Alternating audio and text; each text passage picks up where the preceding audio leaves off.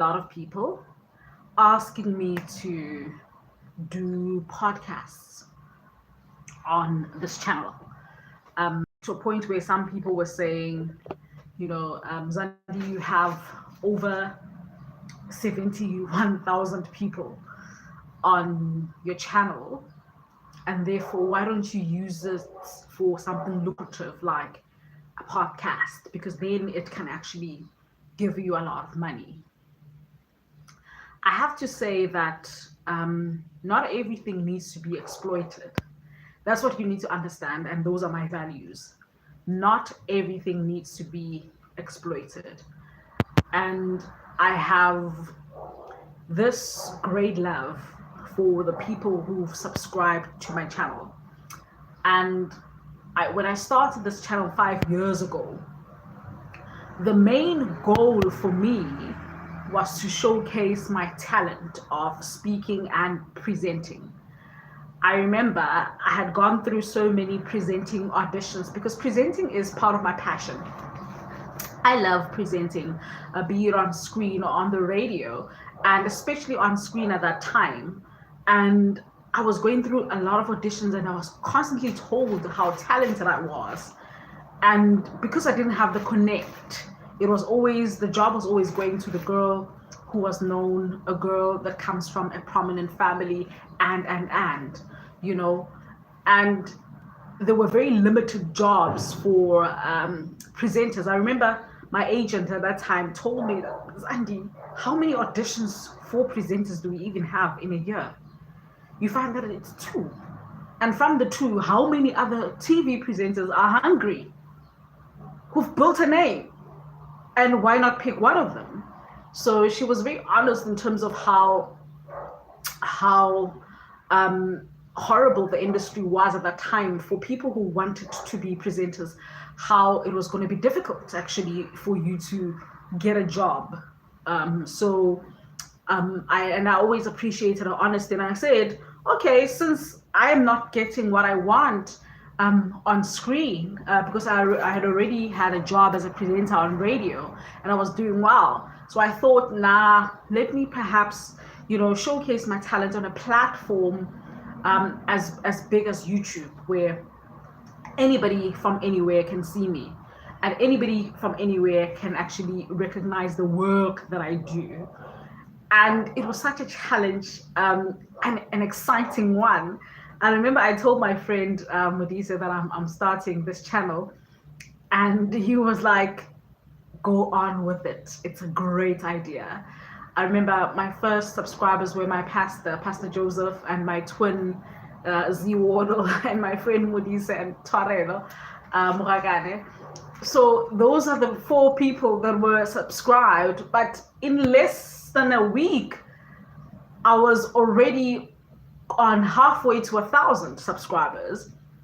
In about a month, I had 1,000 subscribers, and in about 2 months after that, I was already monetized and I was earning decent money from my content on YouTube. So understanding the background of that and where it comes from, and initially the purpose of me starting the channel, it's now difficult for me to exploit it for financial gain. Remember, for me to be able to be monetized, it was a cherry on top. That was not the initial dream. I was actually shocked even that I can actually make that amount of money at that time. So initially the plan was, I want to showcase my talent, and God was just so generous to say, you're not going to showcase that talent for free. We're going to sprinkle in some money there. And I was overjoyed in a way that I was able to hire 3 other researchers to help me with the content, and they were also getting an incentive from the channel. So I'm so grateful that it became what it is. And now it has come to a point where I feel a bit stagnant. I'm trying to contemplate my next move, especially because I have a full-time job.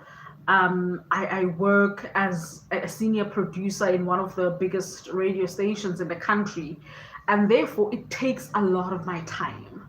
And I thought initially when the year started, I thought now this is the time for me to allow people to get to know me, and I think that I've deprived you guys from getting to know the real me and what I'm about, because I'm always delivering content about other people.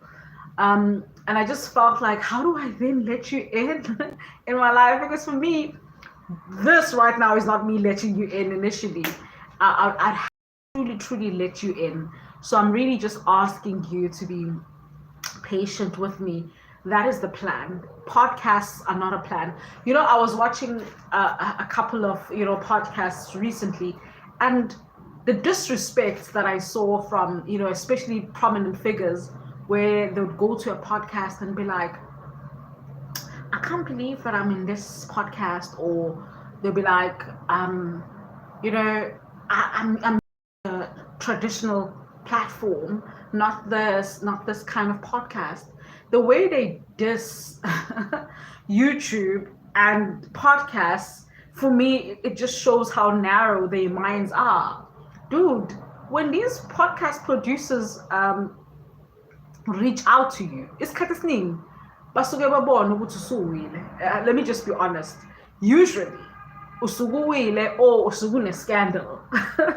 Then they're giving you a platform to clear the air, or they're giving you the platform to revive yourself, because you find that you've been booted out from a very big platform and stuff like that. Now they're giving you an opportunity for you to be able to share your side of the story, so that people can be sympathetic towards you, or maybe someone else who's hiring can see you and see how you were treated, and maybe perhaps give you a job.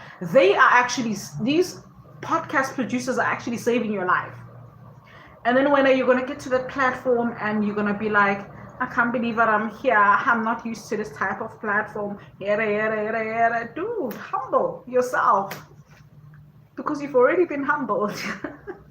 So I have a lot of respect for YouTubers, because I remember some famous people will be like, YouTube, people who go to YouTube, or YouTube creators are people who are suffering from poverty. I remember hearing that comment and I was laughing. At that time, I think it was my first year within my channel, and I was a graduate who was a freelancer in the industry. I was not hungry. I was working as a researcher. I was also working as a radio producer and a presenter. And like I said, I started the channel because I wanted the world to see what I can do on screen as a speaker and as a presenter. And those opportunities were limited in the industry. So to hear those type of comments, hey, people are doing YouTube channels because of poverty, for me, it shows how narrow-minded a lot of people are. And usually these comments come from famous people who are used to a specific traditional platform. Therefore, they think they're superior because they come from those platforms. I was juggling both. I was juggling the traditional platform with the YouTube platform. And I realized that you cannot call yourself a creative or a creative content producer if you don't have YouTube, because it teaches you a lot about audiences. It teaches you a lot about analytics and how people receive content, the concentration span, and understanding competition, and understanding the markets, rephrasing, thumbnailing, all that. It teaches you so much. So for me, it was like, or maybe it's because it's going to take time. Perhaps it's going to take time for them to understand how the platform works and how the format works. But nonetheless, I don't plan on podcasting. It's just not in me.